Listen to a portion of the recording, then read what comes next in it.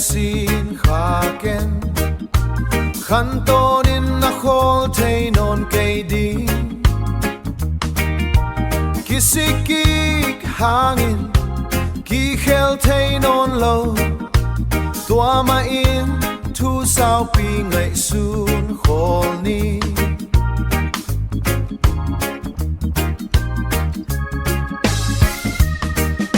si hubang in na si be hilo na nei sa kempel na in quan sung donga hong hup kang mang ding hi Khamtheih Guihtheih Hihken lungsim siana hong quan de Topa khê tung zuan rồi hoih lâu tê bay mang đi nghe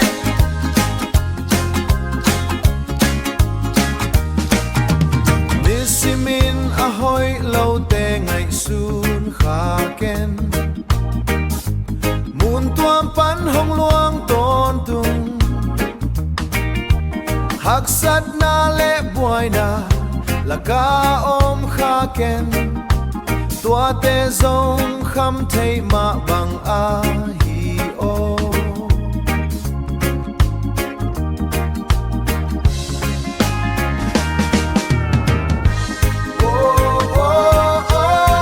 hallelujah hallelujah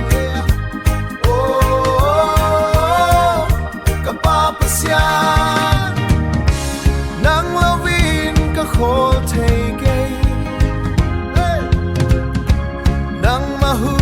nakakisa Khamtheih Guihtheih Hihken lungsim siana hong quan de Topa khê tung zuan rồi hoih lâu tê bay mang